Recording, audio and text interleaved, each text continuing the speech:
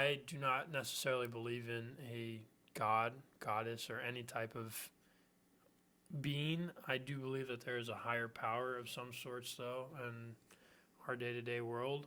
There are things that I've experienced that you can't necessarily explain, and I'm really interested in seeing other people's perspective on religion in general, just because, as a collective, there's a lot of people who worship or go to church, and I think that's great to have community in that sense.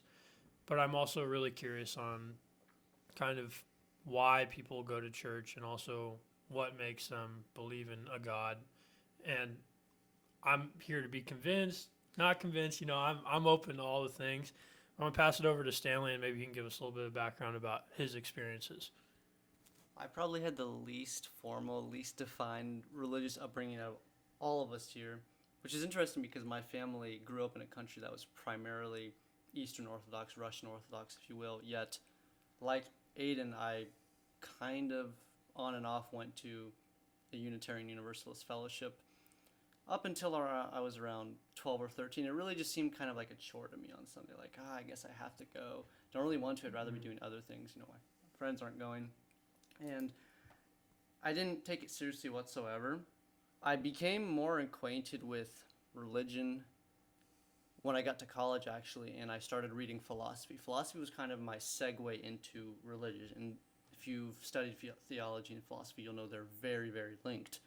So really reading ancient Greek and ancient Roman texts is what got me kind of intrigued and sparked, like, okay, I want to pursue understanding my faith and going down that path of maybe I'm religious, maybe I'm not. I do tend to take on more of a materialist view of life and the universe. So right now I think the best place to say where I am on the religious spectrum, if you call it, is toward agnosticism, which is more or less right in the middle, uncertain about whether a higher power exists or doesn't exist. As an academic skeptic, I think it falls in line with Gnosticism. But I am still reading a lot of religious literature. I have 2 books by C.S. Lewis here. I've read some apologetics. I've dabbled with texts by maybe atheist writers like Richard Dawkins. And I'm right now in the process of educating myself on different viewpoints to find out where I align my values with and which I would like to fully pursue. So now, JaQwan, I kind of want to ask you is, you kind of had a roller coaster of a upbringing with religion where you were really involved, then you kind of stayed away, and then now you're going back in. I think you're the most devout, and I mean that very as a compliment, out of all the people I know. Truly. So the question I want to ask you is, how do you think a person's upbringing is going to affect whether or not they become religious? Yeah, that's a really good question.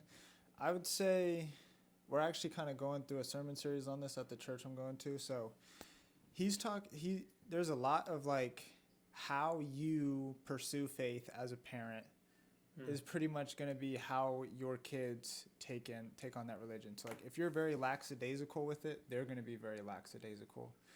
But if you're very passionate about it, like you're very following and like you lead a good example, like they'll follow suit with you. Right. And so I think it's important to show your kids that you're serious about the faith that you believe to be the true faith. I mean, I didn't necessarily see that, and I'm still, as you would say, a pretty devout believer. So I think there's things that tie into it, but there's also like opportunities for yourself to find that on your own as well. But I think if like you want to be that example, obviously you want to make sure that you're talking with them about it. You're very one-on. One thing the pastor said is, if you're going to force your kids to brush their teeth, take a shower, do certain things, why would you not force them on an eternal decision if that's what your faith believes? You know what I'm saying? Well, yeah.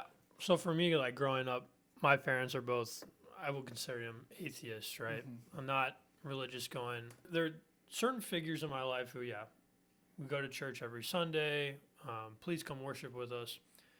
And I remember having questions like, why are they, what is church? And I remember one time feeling like left out. Like, I want to go. Like, Evan, actually, he invited me to the crossing. I was probably around 11 or 12 years old. I was fairly young, and he was telling me about what service was like, what you guys had afterwards. I was really excited about free donuts. Like I was like, that sounds great. Like going to the UU, we didn't really have, you get coffee, and then sometimes there would be a brunch afterwards, if you will. But as a parent, though, I could see the benefit of also allowing your child to make their decisions in a sense on their own. Now, granted, I didn't have the choice of being sent to St. Paul from grades 4 through 6.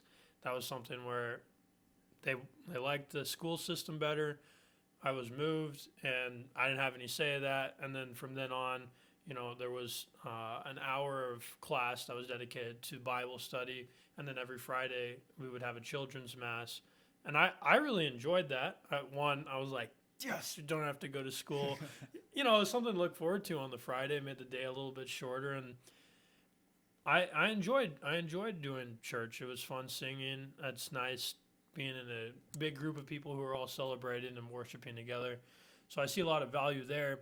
But I also, whenever I have children, I'm now thinking about that scenario. Are you supposed to be leading them towards a belief that you have? I can see that, like, if you are a devout anything, right, to any type of religion. But I also see where my parents kind of came from on this, I'll let him choose whatever he wants to do. If he's interested in that, by all means, we're going to support him in that journey, which I'm very thankful for that opportunity. Obviously, I mean, not everyone has that situation, but for me, it's something that I think about now more frequently. If I'm in that position where I have kids, what's my look on religion going to be like as far as showing my children how that's going to be?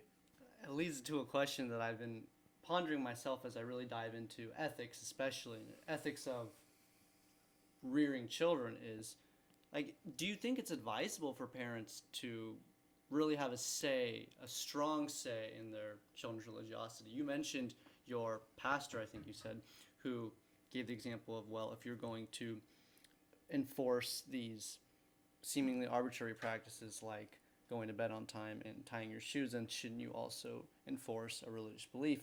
It's much more complex. C.S. Lewis himself says in Mere Christianity that a hallmark of a good religion is actually complexity, which I was taken aback, that almost simplicity is not really associated with a strong religion. So I don't think it's, in your case, fair to equate one of the three Abrahamic religions with menial daily tasks. So you, for yourself, when you are going to eventually have children, 5, 10, 15, 20 years, how are you going to raise them up with religion? Because at least I know for me is I'm going to be very open. If I do go down the religious path, I will absolutely not enforce it, because that would just become an indoctrination, not an education. I think it is important to be educated in religion, but I see a problem nowadays is that most religious education programs seem more like an indoctrination, and from an ethical point of view, I don't think that's acceptable. Yeah. I'd say for me, right now, this is kind of where my mind's at. I'm not going to say this is my forever viewpoint. Things are always changing. But I would say for the most part, it's getting them very involved in what I'm doing. When I'm reading the word, including them and allowing them to listen in on how I do things. So that way, when they're old enough to make their own decisions, it's like, okay, is this something you want to pursue with me? Or are you going to go out and are you going to challenge the beliefs that I have with your own, what you find to be true? You know what I'm saying? So it's not like I have to force them into Christianity. I would never want someone to force me into a religion. So it's like, yes, I'm going to show you what I believe and why I believe this. But I'm also going to give you the option when you're old enough to make your own decisions. So, like, I'd say probably around the ages of, 12 to 13-ish. Because, before then, they're still pretty, you still pretty much don't really know what's going on. And so I think even 12 and 13 is a little young. But, as of right now, it's kind of where my head's at. But it's just, allowing them to see my faith and see why I'm doing the things I'm doing, and then allowing them to make their own decisions in that process. I was kind of thinking about it with that age range, and I feel like a lot of the values that you have are heavily influenced before you had time to kind of reflect on what those values are for you specifically. I think that's an interesting thing to think about, because a lot of the time, you're on a routine. We go every Sunday or whatever it may be, and that's just what you do, and you don't even think anything about it until I remember one of the things I'm really thankful about with the UU education is we would go visit other churches sometimes, and we would go sit in and learn about what their service was like, what is communion. We would learn about it, and I loved that, because one, you get to just see another perspective on a religion. Two, going to almost every place of worship that I've been to, you can feel it's a special place, and for me, I've always enjoyed that. On my time abroad, those churches are incredible, and so it's a different world, and I really appreciate being able to have that perspective, but at the same time, question myself and as well as my values, and what is the purpose of this whole entire thing? I guess if one of your children were to start going to a different church while they were living under your roof, would you feel taken aback by that?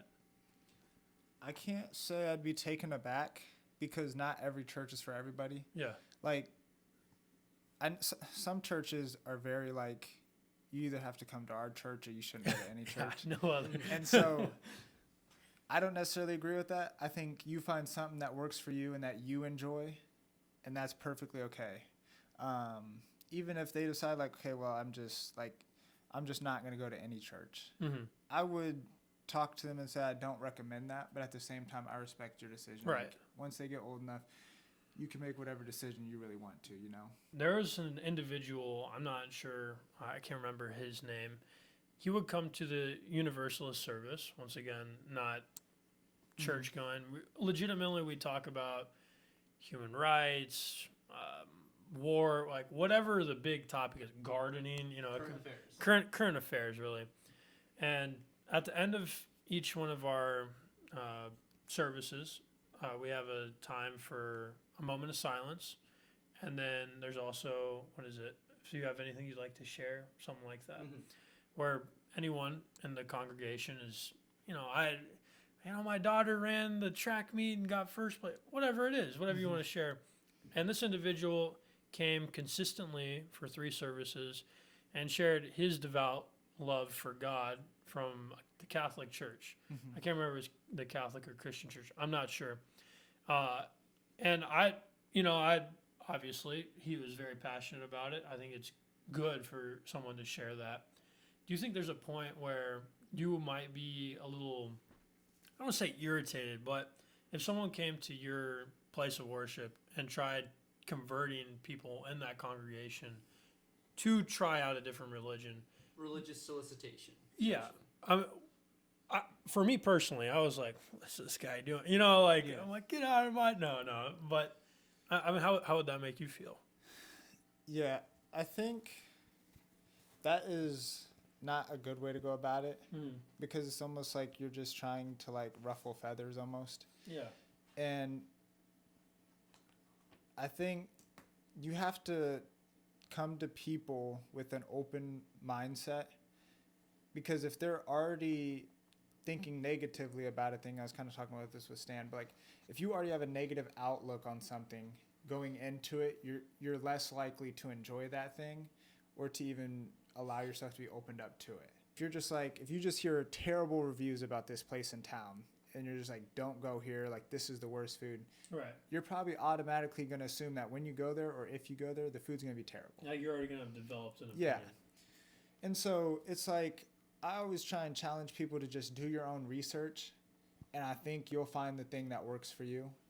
There's a lot of things work in kind of a mysterious way, where it's you might not have expected something to happen in a search for something, and you end up finding your way somewhere else, I think so. It's I would never go to an Islamic church and just be you guys all need to be Christians because if not, you're going to hell. You know what I'm saying? Like, that's very, that just makes Christians look bad. Right. Like, Jesus' thing was always love people and show them the care that you want, like treat others how you want to be treated. The golden rule. Yeah. Kind of makes me reflect on that conversation we had with our friends, the Bryans. I get taken aback when I'm around someone who's very religious. You know, once again, I support religion because of the community and the fellowship that comes with that. Yeah. And I love that there's love and trust with a whole bunch of people. I'm always feel like when I try and counter a religious person or try and have them think differently about something, frequently I've encountered them discussing how a different religion is wrong. And that's something that I've been, I guess, personally struggling with, because there are a lot of stories in different books, the Quran, the Bible, and a lot of these stories are really similar, and I would say that a lot of them come back to that golden rule ticket. Yeah. And for me, I'm trying to understand why someone might feel a little taken aback from a religion that might have, I'm not trying to say the same book, but similar values attributed to that religion, as well as stories, and in some cases prophets. So I'm just trying to could you give me a potentially a little more perspective on why someone might be taken a little aback by a different religion? Like, I know Stanley and we were talking about the 10 Commandments, and I believe the first one is like, thou shalt honor. You should not have other gods before Right, me. like worship your God. So I see from like that perspective that, you know, that is in a sense like, what would you say that? Like cheating? I don't know. I don't know if I necessarily have an answer for that. No, one, that's fine. But You're fine. I would say that, like, if someone is pretty defensive and just kind of like scared when you push back, it might be a lack of faith in that said religion.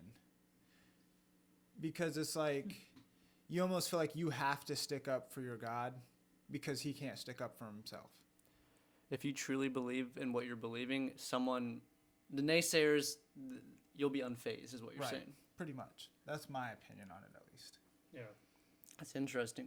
Well, we were actually talking about this off camera the other day, but because it's been on my mind. But if someone is a-religious, not kind of like not even lukewarm, just no concept of religion, they've never dabbled with it, had no upbringing, how would you almost objectively advise them to go down the path of trying to find out what is the religion or belief system or faith they want to pursue long term? Because as we kind of talked about, there are a lot of people who are tripping. I mean, people go to your front porch, and we were remember that situation where we had a guy at the gym who recounted an experience where I wouldn't even say a preacher or pastor, but a very devout individual came to his front door and essentially said, I think, get on your knees right now and pray to God, something like that. Something along those lines. Anyway, kind of tripping. So with all the different wrong angles coming about, how can someone morally, correctly, objectively go down a path of finding the religion or faith that's right for them? Yeah.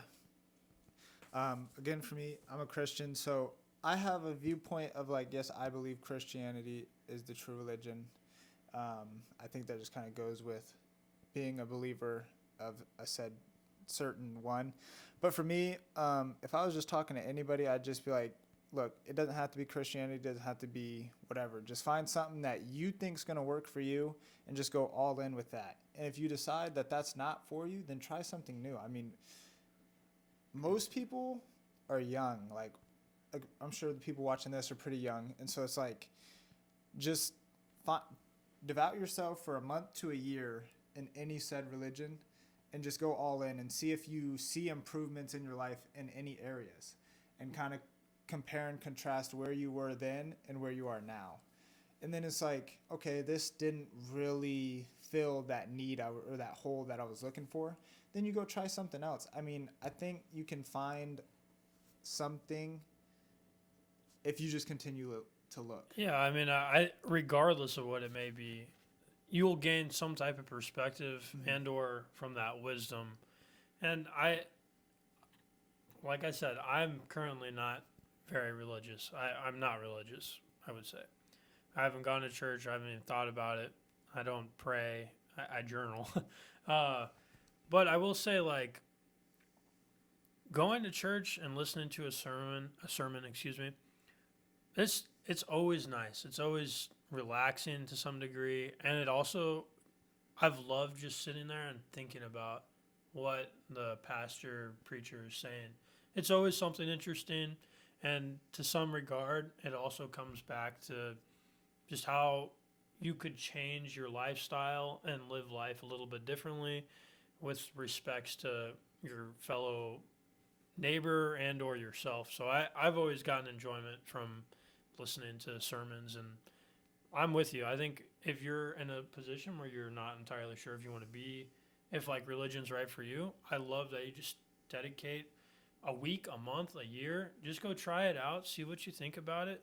I'm sure you can find some friend that you have who is religious to some degree or of some religious, I don't know, aspect in their life, and just see if they'll most likely happily invite you to their place of worship. And you know what? If you don't like it, you don't have to come back, but at least you tried. Yeah.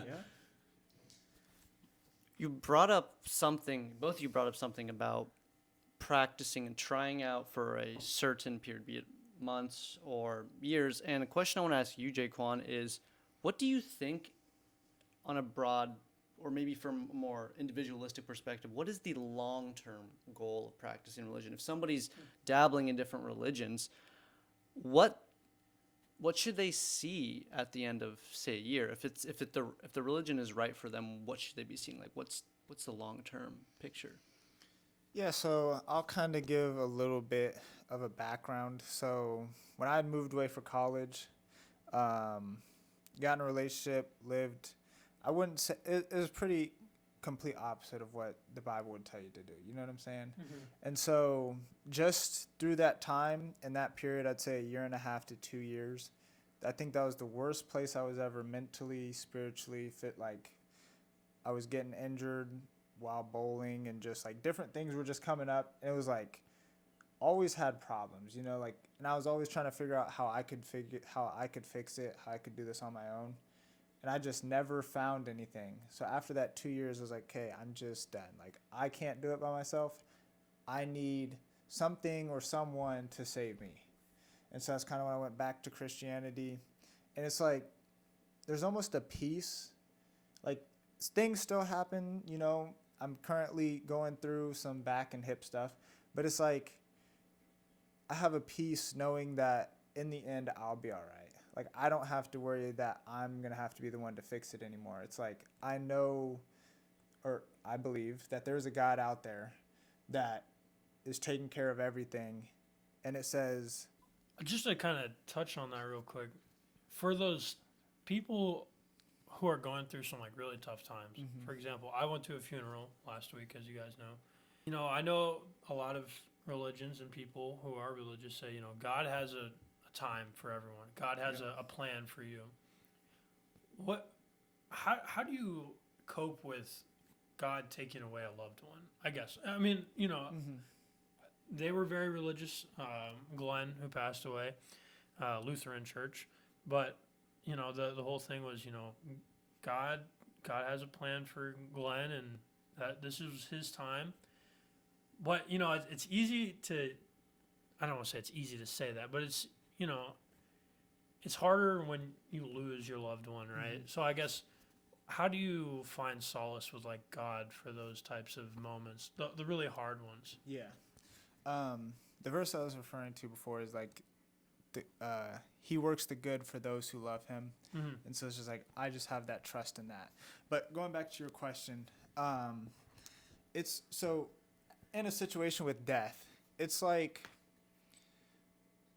for me, I look at it as like, especially if I know they were a believer or whatnot, mm-hmm. in my religion, it's like, I know they'll be in heaven. So it's like, heaven is described as no more hurting, no more sorrow. it's going to be a joyful place. And so it's like they're in a better place. They are no longer in pain. They don't have to deal with the sicknesses that they're going through here on earth. And so it's like almost a joy. Like I get to thank God for taking away their sorrow and their hurt. Obviously here on earth, that's not that easy. Like if I were to lose my mom, you know, I'd be distraught. Like, Right, I'd be yes, hurt. it would be. But it's like at the same time, I would have to realize that she's in a better place, and this isn't the last time I'll see her. I like that. I'm just gonna pick your brain here. Yeah. You described the Holy Land as a place without pain, suffering, and to that degree, does that get rid of right from wrong as well? Like, I mean, I try it and I understand, like, okay, if pain no longer exists, right, does right and wrong exist there as well? Again, this is just what I think. This is not something I know, but No. so from my understanding, the way people are judged, whether they go to heaven or hell, is that the people who decide they want to live with Jesus and God here on earth will live with him in heaven. The people who said, I do not want to be a part of you, those are the people who get sent to hell. So it's like if we are already following Jesus here on earth, where it's going to be the hardest place to follow him, when we get to the Holy Land and see how holy he truly is, we will have no desire to even do evil. So like, is there still a sense of right and wrong? I would say yes. But I don't think we'll have that desire to pursue the evil things anymore. Quick question. So, for my understanding, when I was at the Catholic Church, taking communion, that in a sense indoctrinates you into the church, right? Mm-hmm. And in a sense, does that indoctrinate you into heaven as well? Because I'm also curious, can you adopt a religion? Let's say you have a day left to live. Mm-hmm. And this whole entire time that you've been alive, didn't believe in God, myth, whatever, but for some reason, an hour before you die, you get a priest in, you say, look, I want to go to heaven. I believe in God now. Do you think that person would be able to be in heaven? I do. Okay. And here's why. So when Jesus was being crucified on the cross, there was two guys on each side of him. One of them was mocking him, and the other one called out, and he said, please remember me when you're in heaven. And Jesus says, surely you will be there with me. All he did was point to Jesus and say, you are the Holy One. Mm-hmm. Please forgive me for what I've done and remember me when you leave. And he was saved. So I think if there's true repentance at the end of your life, no matter how long you were living away from him, if you have true repentance at that last second, I still believe there's a chance for you to go into heaven. Now, obviously, I don't encourage people to just go live worldly and then at the last second just be like, oh, yeah, like this is something I think I'm going to repent. Get into easy. You know? But, yeah, like if there's true repentance at the end, I believe anybody can make it into heaven. So to kind of touch on repentance from you, I know at the Catholic Church they had confession, and it's my understanding that you guys do not have a confession like for me. I don't even know. I think you can take confession whenever, technically, right? Mm-hmm. At least from my understanding, I don't remember. We had mandatory confession. Yeah. We go. You go into this little room. Little door opens up. Priest says, like, please tell me your sins. You tell your sins, blah, blah, blah. He forgives you. In a sense, you've given your confession of Mm-hmm. anything unholy or unloving that you've done in the recent past. And then I guess you get, clean slate, Yeah. And that's a very private thing. I remember someone in our class asking, you can tell the priest anything, right? And it's like, yeah. It's like, so in this scenario, if I had killed someone, could I tell the priest that and he can't tell anyone? Yes. Now, I don't know about y'all, but I would be a little, if I were the priest and I heard Stanley murked 12 people with his car, I would be like, maybe we should get this guy off the road, you know. But when we were having that conversation with Emma and Evan a few months ago, they said that the repentance is something that they visit frequently whenever they're at church, and they're just able to ask for that forgiveness and not necessarily need a pastor or to forgive them. Is that correct from my thinking? Yeah, so with Jesus dying and raising again, he said he was going to send his Holy Spirit to live inside of us. And so for us, we have daily communication with us and God. Like when Jesus died, the veil in the temple tore in two when he died. And that separated, that was like God showing us, you no longer have to worship me in a certain place. I'm coming down here to be with you. And so it's like we have free reign to communicate and confess our sins, repent whenever, wherever we decide to do so. And so that's kind of my opinion on that. Not to be antagonistic, but this has very little value because I'm not Christian, but I do have a problem, at least from an ethical point of view, of almost doing this concept of like a last minute forgiveness, because it's like, imagine you have somebody who is devout their entire life, maybe it's 40 years, and you would allow them to be effectively on the same moral level as somebody who repents or confesses in the last hour of their life, as in your thought experiment, Aiden. From a moral point of view, I have a problem with that because one was clearly truly devout for much longer. Of course, you could say, well, you know, it's not about where you start, but where you end that matters. But well, still, it's not like if I punch you but give you $100, you might be thankful that I gave you $100, but like, why did I have to punch you? Yeah, very good like argument against that. So actually in the Bible, there's a parable about this. And so this guy owns a farm, or in a sense type thing, and he goes out and he recruits people. He's like, I'll pay you like 1 denarii or something for the rest of the day's work. He started at 8 a.m. These people are working in the field from 8 till the end of the day. He goes back out at 12. He said, hey, I'll pay you 1 denarii to go work in my field. These people go in. He goes back out at 5 o'clock in the evening. He goes, hey, I'll pay you 1 denarii to go work in my field. And so all these people are working. They're all working for the same wage, but they started at different times. And the people who started at 8 were expecting to get paid more. But the farm owner goes, why would I pay you more when you agreed to work for 1 denarii for the whole day? You chose that path, you know? And so it's like, I also believe there's different level, like you get a higher standing in heaven depending on how much you do here on earth. Like it's not just works based. Sounds like capitalism. But that would make sense. Like that would I could get behind that, because again, I would respect somebody like you who's devout for their entire life being placed higher than somebody who in their last days decides to turn to Christianity. I would just think it's more intuitive that you would have a higher standing. So yeah. I'm glad there is a parable of that in the Bible. But now I kind of want to get into maybe more of the nitty gritty. Yeah. Can I see it? I would like to get more into the nitty gritty of religion, and these are a little more complicated questions, but these are ones I've been wondering for a long time. Is, JaQwan, what do you think actually makes a religion? And do you think a lot of religions are based on very similar principles, like maybe they're 80-90% alike, but then it's kind of like that 10% that really differentiates them? It's a good question. So what makes a religion? I feel like that's kind of a tricky thing, because like in theory, I think you just have to have like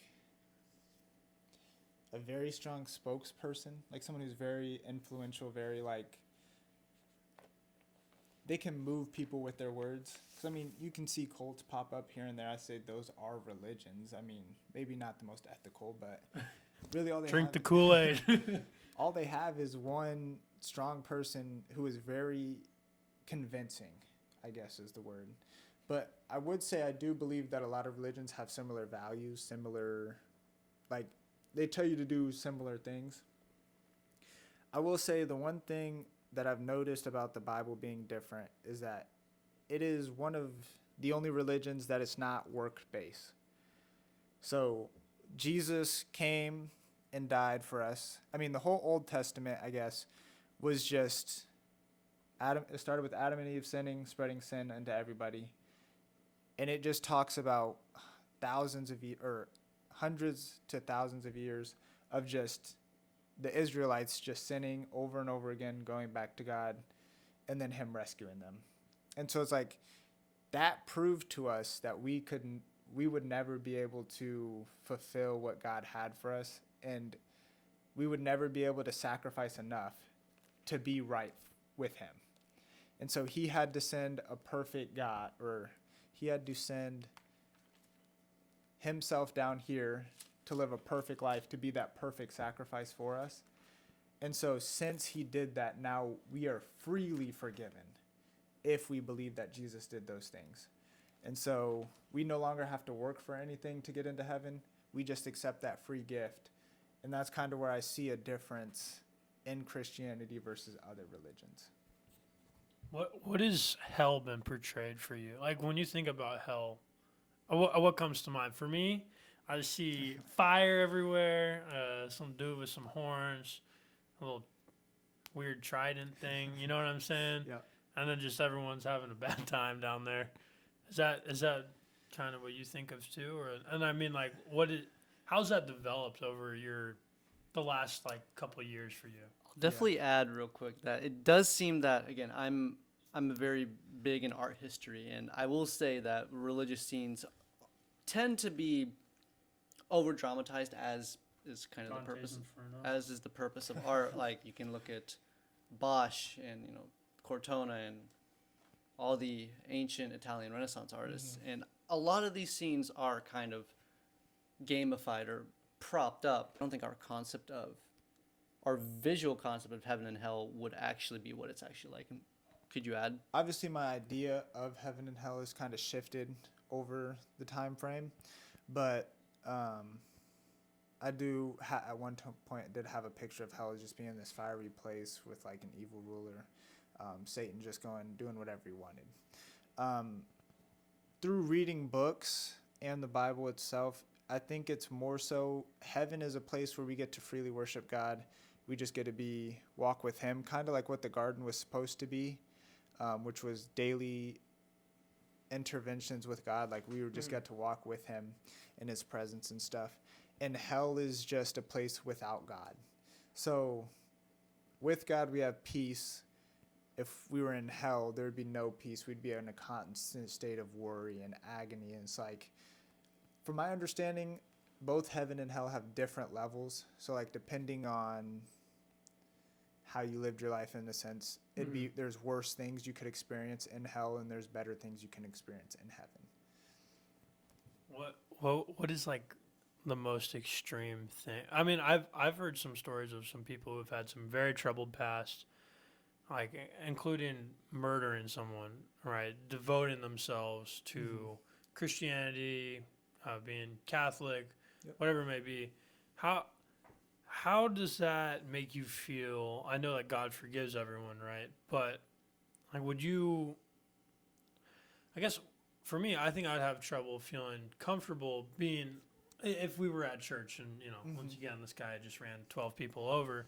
Yeah. I don't know if I'd feel comfortable sitting next to him. Like, what's your kind of thought there? Yeah, so in the Bible it says, and so it's hard because we tend to lean on worldly thinking, whereas like God's outside of time, space, and matter. So it's like His understanding of everything is way different than ours. And so Him being holy and perfect, any sin is a blemish and makes us unrighteous, unpure. And so it's like, for me, all the things I've done, all the things I will continue to do are already forgiven by a holy God who is literally perfect, never done anything. And it's hard to wrap our minds around. But it's like, when it gets to such a big divide like that, it's like every sin is equal. Because it's just, any sin we commit, we're unrighteous automatically right off the bat. And so for me, it's like, if God's forgiven me for everything that I've done, why do I deserve to hold that grudge and say they can't change? I mean, I'm a completely different person, I believe, than I was in high school. And I think that's nothing I did personally, you know? Right. I think that you also need to have those experiences, not the extreme ones, but Yeah. knowing right from wrong. Like those are lessons that you'll Yeah. learn and you'll experience. And I do agree that it's really nice when you have a community who collectively Mm-hmm. is like it's okay. This is part of life. Mm-hmm. It is difficult for me, like you said, to wrap Yeah. my head around a perfect Yeah. scenario, because in anything you look at, there's something that is not perfect, Yeah. right? If everything were perfect, life would be quite boring, frankly, and not entertaining. But yeah, I mean that I like that. It's good.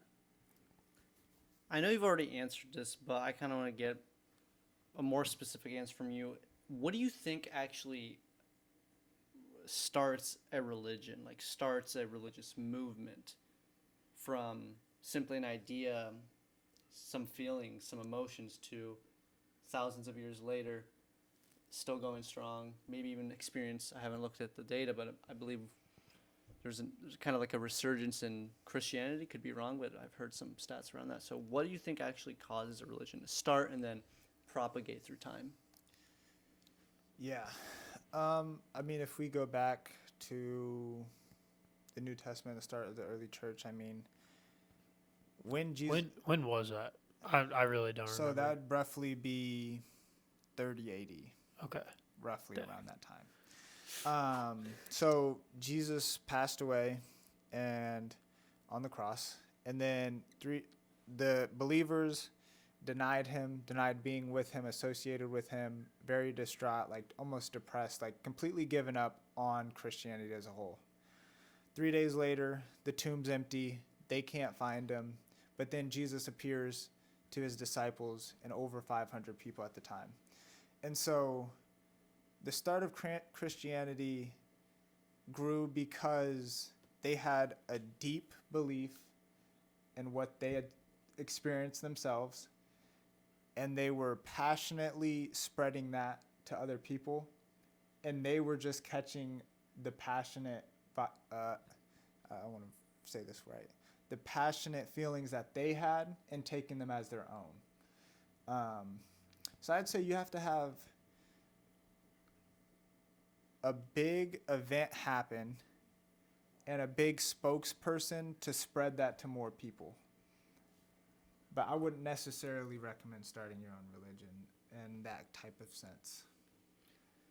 Leads me kind of to my next question, and it's kind of it might seem obvious, but why do, at least from my research on what like actually makes a religion, why do you think or believe religions need a divine or supernatural element to actually be a religion? It seems that all religions, what they have in common, outside of maybe their moral values, their historical veracity, is they have a divine, have a supernatural element or entity that is central to them.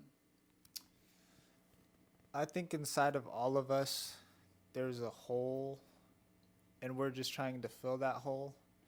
And it's a lot easier if we're able to put that in something that's not here on earth, because then it's like, it's no longer us that's trying to fill that, but it's like whatever we're worshiping is going to be able to fill that for us.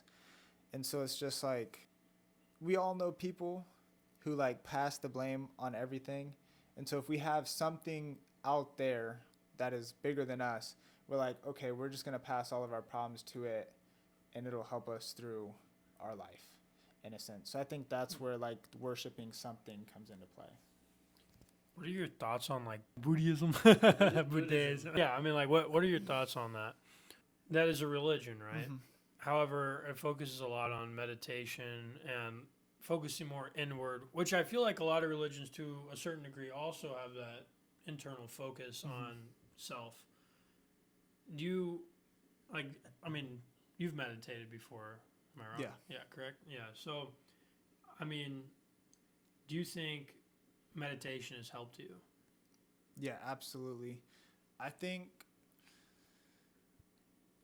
there's certain things that I meditate on So like, for instance, meditating on like a certain scripture, trying to get a deeper meaning out of it, or like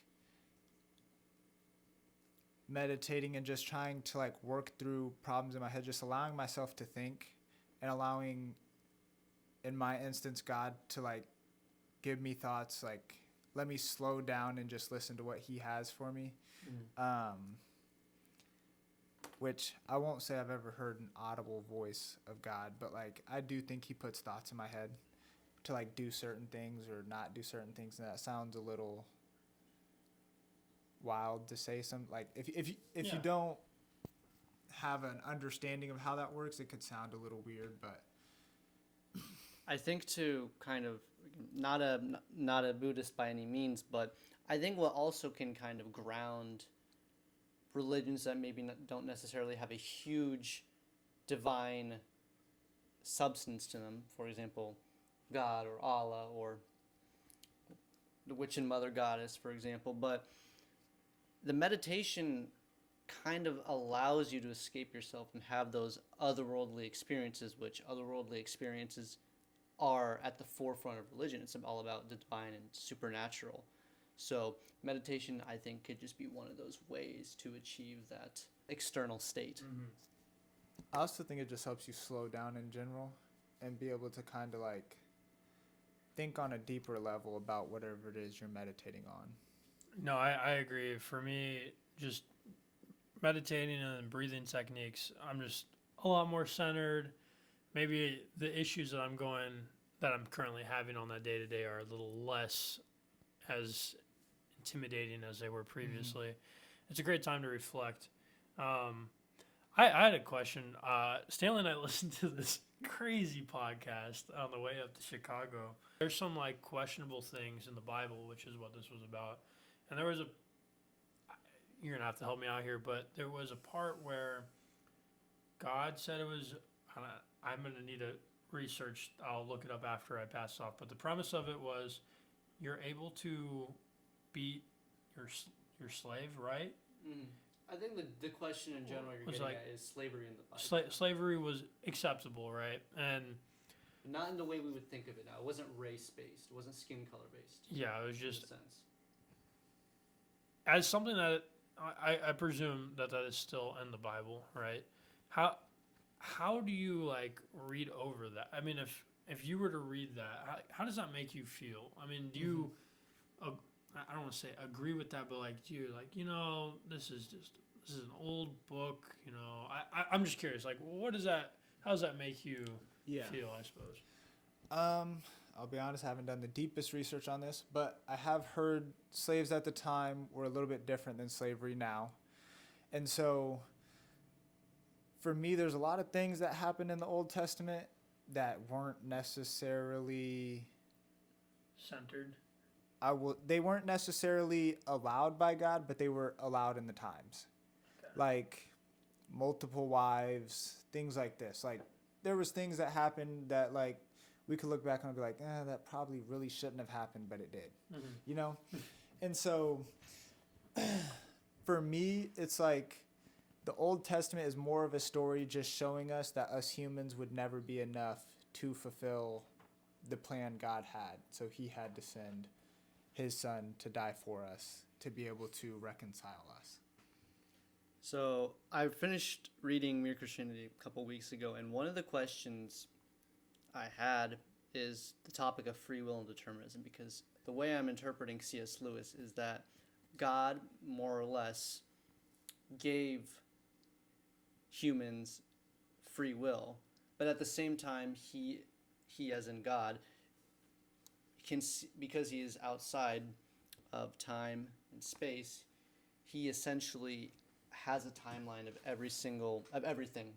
So to me that sounds like a minimal contradiction, and it could be trivial, but I wanted to ask you, what is your religion, or I guess maybe religion in general, but more specifically, what does Christianity say about free will and, if not, determinism? Yeah, and I mean, through the branches, there'll all be different opinions on this. I believe free will is a thing. We all have the right to make our own decisions. But I've kind of struggled with this question too myself. I mean, I think in any religion you'll have questions where you're like, I'm not really sure I understand this 100%. But the Bible also says, lean not on your own understanding, but in all your ways trust in him, talking about God. And so for me, it's like, I don't think I'm going to trip over this if I don't understand it 100%. But I do believe in free will. We all have decisions to make things, to do whatever we want. But I also think there's a lot of things that God will push you towards, and you can choose whether to join him in that movement or go your own way. Do you believe in free will? Without, because that's not really the purpose of this podcast, but No. I find it hard from a logical point of view to. All right, so the way I like to think of it very simply is through events are either random or they're not, right? Mhm. So without violating the law of the excluded middle, which for the viewers, the law of excluded middle means you can't be true and false at the same time. You can also not be neither. So if you have a statement, it must be true or false. Can't be both, can't be neither. So if events are random, you can't control randomness, right? Like if I throw a fair-sided coin, I really can't control the outcome. I mean, you can rig the coin, but in general, you can't really control whether you're going to get heads or tails. Mhm. If it weren't random, then it would be predetermined, right? Because like the opposite of randomness is determined. Yeah. In both cases, you aren't in control. Like you can't control randomness, and you definitely can't control determinate. Like if the outcome is determined. So from a logical point of view, I struggle. I mean, maybe there's that middle ground. Maybe maybe we do need to violate the law of the excluded middle, but on a logical basis, I do struggle to believe that free will on a cosmic scale exists. And again, we talked about this off camera literally yesterday, but I think on a micro scale, like on a day-to-day basis, it can appear that we do have free will. Like, yeah, we had the choice to, JaQwan had the choice to decline our guest appearance on the podcast. We both had the choice to not do it today, maybe do it tomorrow. And on the micro scale, that holds up. Green flags everywhere. But on the cosmic scale, when you consider your past history, and in physics we have this term called hysteresis, where you have to your current condition and your future condition is based on your past. Mm-hmm. And at least in our case, we don't really have any control of our past because it happened already, right? Unless you have a time machine that you haven't been telling me about. But because you can't control your past, but your past determines your future, I don't think you really have as much control as you think. Of course, imagine telling every single person right now on this planet that they had no control of their actions. That would be chaotic. Not good. So at least I think the illusion of free will, if free will doesn't exist, I think the illusion of it is essential for the world to continue revolving and for humanity to persist. But I think if we're just diving into it in a podcast, for example, I think it's maybe not a real thing, so to speak. I'm curious to hear your thoughts too as well. Well, I see what you're saying. Like you said, we talked about this yesterday, and you make an interesting point with anything that you've done in the past does affect your future. And something that I talked about with him yesterday, well, if that's the case, you're more, like your perception of free will is more raw when you're younger because you haven't experienced all these life examples, for example, like knowing right from wrong. You don't know about it yet. So your free will to throw a rock at a car while it's driving by and you not knowing any better, like you just don't have that right from wrong. I'm sure soon after you'll figure out that that's not a good idea, but I think it's interesting to look at it from an age perspective too, though. Like the older you get, the more influenced your past decisions are going to be affecting your future ones. And we tied that back into, is that maybe a reason why so many of these religions have a book that is, like you said, 30, when was it made? What is like the oldest document? But also to clarify, the Bible, for maybe somebody who's not really certain, the Bible, and I can comfortably say this, the Bible is not just one book. It's more like a library. Like think about biblioteca if you're Spanish, or bibliography. It's more like a library, and if you want to think about it. I mean, thousand pages. It's not just one book. So when you think of the Bible, it really just means library. Regardless, for me personally, this book has been around a lot longer than me, and generations before me, right? And a lot of what it has in there, and the Quran as well as a few others, a lot of it is a way to live your life. And what you said is earlier, if everyone found out that they had free will and there were no repercussions to your free will, like life would be chaotic. So I see a little benefit, or a lot of benefit from, a mass group of individuals surrounding themselves around the values of a religion. And I think that's really important to look at it from that chain or that perspective, I would say, because it is a way of living your life. And to some degree, it also influences your morals, how you treat other people, how you love other people, and how you worship. So that is a past decision that I feel like is having its effect now still and further on in the future. We've talked about free will, and I kind of want to now reconcile it with determinism, because at least it sounds like from mere Christianity, again, I'm not a C.S. Lewis scholar. I think he's got some interesting takes for sure if you want to read him, but it almost sounds like he's making an argument for compatibilism. For people who aren't familiar, compatibilism essentially states that free will and determinism are compatible. They can exist at the same time. Non-compatibilism or incompatibilism would suggest that no, it's one or the other. And especially with this idea that if you want to think of the universe as a timeline, like imagine a number line spanning from negative infinity to positive infinity. We're going to occupy humanity a very small portion of that, right? But God occupies the entire thing. So he sees everything that will happen. He sees everything that did happen. So from that sense, there's like a tidbit of like determinism there. But from the moment, if you're on that number line, you see it as free will. So it almost sounds like to me, C.S. Lewis is making a case that if you are religious, you are submitting almost to a compatibilist theory of the universe. I would agree, yeah. Because, I mean, all the New Testament is just leading up to Jesus coming.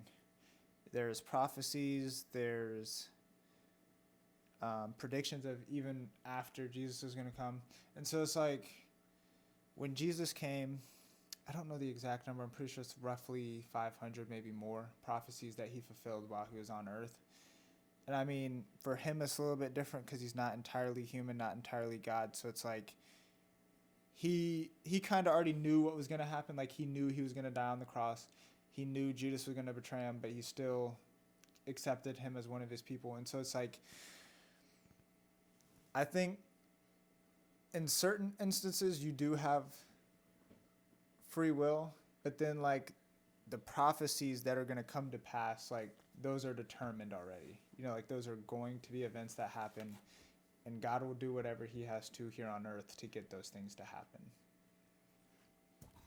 For Jesus coming back to earth, I'm trying. Do you think this is going to happen during your lifetime? And if so, like, would you hope that happens during your lifetime? This is a very tricky question because I've been thinking about this. I don't necessarily believe he will come in my time, but at the same time, if he does, I wouldn't be surprised.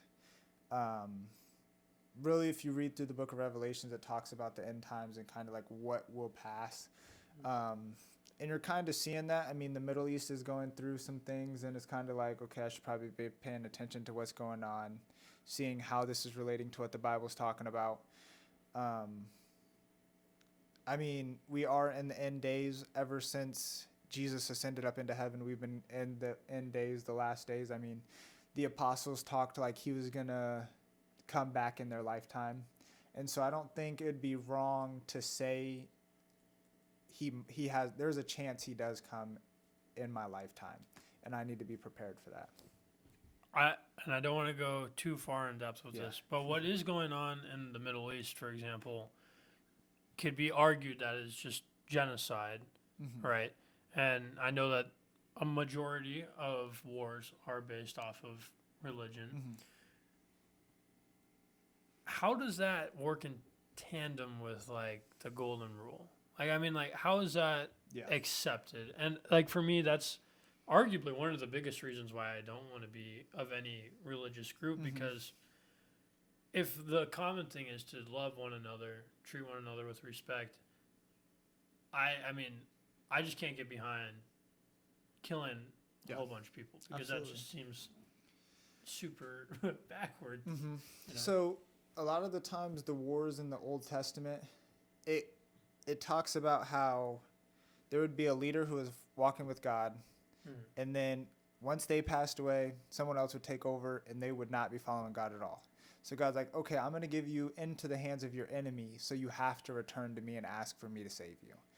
And so then these people were disrespecting God's people for years at a time, and he's like, okay, now I'm going to punish them for the disrespect they showed my people. And so it's kind of like a back and forth of like a cause and effect, like, okay, you walked away from me, I'm going to allow you to be punished, but once you come back to me for help, I will save you. And so it's kind of like nobody was right in the situation, but God's still going to protect his people that he chose. And that protection being like murder. In a sense, I mean, you could allow them to keep living in the circumstances, but they were pretty much living on the bottom of the totem pole. You know what I'm saying? Like, I don't want to say necessarily slaves, but like in Egypt, they were slaves. Mm-hmm. And so the only way to get them out, you know, it's the story of the Red Sea, where Moses parted the Red Sea. They went through, and all the chariots and people got swallowed up in the water. Gotcha. Yeah. And so for that circumstance, it wasn't necessarily the Israelites killing people, but the Egyptians who decided to follow them after they let them go. Mm-hmm. They got punished by all getting drowned in the water. Right. Well, segue this question just a little bit here. Would your perspective change if there was an alternative life form out there, alien from a different planet? Would that shape any preconceived notion you have on God as far as him creating the universe, right? But the majority of these mass events happening here on Earth, Mm-hmm. Jesus, any like the Red Sea, regardless. Yeah. I mean, if you leave today, you look up and there's a UFO, alien shoots down, is like, "What's up, JaQwan? I'm not from here."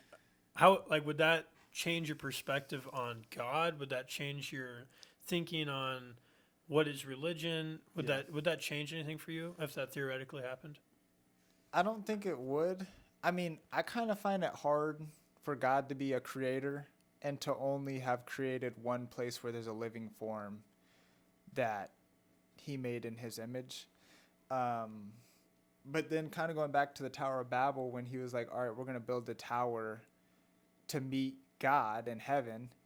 Well, he's like, no, I don't want this to happen, so I'm going to disperse them, give them all new languages. And so it's like, he wouldn't want us to be able to communicate with another being he created. So I don't know if there ever would be like an alien contact like that, but I find it hard to believe we are the only life form out there that was made in the image of God. How about you, Stan? What would you think if an alien came down? I'm curious. That's really more of a astrobiology question podcast. I mean, there's this idea of Fermi paradox. So if you might have heard of the Fermi paradox, but simply put, if the universe is so large, where's everybody? That's like almost a direct quote. And you could do math. There's some, if you're familiar with the Drake equation, and I don't want to segue too much. This is a topic. This is a podcast on religion, not astronomy. But you might have heard of the Drake equation, which effectively tries to quantify how many Earths could there possibly be. And I don't know the exact numbers from the Drake equation, but from the Fermi, I read a book on it. It is very possible that statistically there's only one planet that is capable of harboring life in the entire universe. Like, from a numbers perspective, it is entirely possible. Of course, this is kind of where the paradox comes in. Like from a numerical perspective, it's possible for there to be only one planet, but the universe is so huge. Surely there's at least one more. So that's kind of where you have the paradoxical element too. But as for religion, I don't think it would change much. Like if I were, again, it's hard to say if I were, say, any other devout practitioner, but I don't necessarily think external life forms, alternative life forms coming onto the planet should change. I think if you can be bought out of your religion, I think you're not as devout as you think you are. Well, speaking for myself, I would get probed by the aliens. A question I kind of want you to quickly answer. We're not going to spend too much time on this, but it almost sounds like religion attempts to give us kind of like a course of events, a predictable course of events that our lives will take and how we will progress through life. Do you think this is a very overgeneralization, oversimplification of religion? We have here's what happened. If you follow, if you practice, this is also what will happen to you. I mean, I think in any religion, if you devote yourself to that, I think you will see improvements in life because you are pursuing something and you have a purpose. I think everybody's walk is different. Like everybody's walk through religion, no matter if you're in the same religion, nobody's two walks will look exactly the same. So I think everybody will have their own experience and have their own stories to that. But I do think that, like, in general, if you devote yourself to a religion, your life will improve because you will no longer, like, you'll find community, you'll find a purpose, you'll have something you're pursuing. So it's like you're already going to have more purpose than what you had before when you were kind of just like, I don't really know what's happening. You know what I'm saying? Absolutely. And a similar question, we kind of touched on it earlier, but I've been wondering, maybe somebody's watching this from a foreign country, is how do you think geography affects your religion? Like if you were born in Saudi Arabia, do you think you would be the same you are now? Obviously different upbringing, but do you think you would still find Christianity the way you did? Yeah, I think that's a tricky question. I mean, there are certain areas of the world where Christianity is a lot less spread. It's almost even dangerous. Like you can't even own Bibles in certain places. So I think it would be a harder path to find. And I won't necessarily say that I would be a Christian if I was to be born and raised in Saudi Arabia right now. But I've also heard how in the Middle East there's been people who have been having dreams of Jesus and like going from the Islam religion to Christianity. And it's like, who really is to say but God himself, you know? I think supernatural encounters happen every day. And if he had that in my life, whatever you want to call that, then I would be a Christian there as well. Interesting. Now, question I ask myself as somebody who is not really associated with any religious denomination, do you personally ever doubt your own beliefs in religion? And do you think this is a good idea for even the most devout practitioner of any possible religion? Do you think it's a good thing to doubt your own beliefs, to question, am I truly right? Am I actually finding truth? Yes, I will say absolutely. I think if you don't doubt, there's a lack of faith in there. Because it's like, you can't prove anything 100%. And if you're just telling yourself you never doubt, then how are you deepening your faith by looking into that doubt? So, I mean, there are things I doubt. There are times I question why things are a certain way. But it's like, I just work on this. Like, I just work those things out, read things on this topic or something in the similar situation, or ask people who are farther along in their faith journey how they've kind of went through this situation. I think without doubt, your faith just stays stagnant. Like, you don't have anything to look for. You're like, oh, well, I'm just good here, so I don't have to do anything more to learn. Now, final question to conclude our excellent podcast on religion and theology is, this might seem like a dumb question, but I think it's important for people, even a person who has a degree in theology and religion, is Do you think you can have religion without God?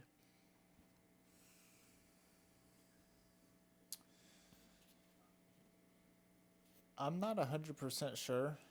Um, I mean, kind of going back to like the cult thing, it's like they kind of followed a person who said they were God.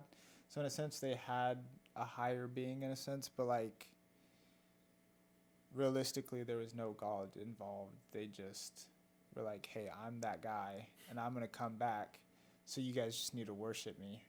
And so, like, I don't necessarily think there has to be, like, I think there has to be something you worship, but I don't necessarily think that thing has to be a god. I would be able to find community when I think about, would you be able to be religious without a God, right? I know that there are many of the aspects that make religion, in my opinion, a religious act. I know I can find, and I see on my day-to-day basis, who you hang out with, how you treat other people, how you kind of want to carry yourself, live your life, love other people. I think for me personally, I believe that I could find religious aspects without God personally. JaQwan, I'm really glad you used your free will to decide and come on our podcast, ThinkPod, and I really enjoyed having you. I think this was the most in-depth discussion of religion I've ever had, better than some I've heard twice as long on YouTube and other podcast forums. So, once again, thank you for coming out, and it was a pleasure to have you. Absolutely. Thanks for having me.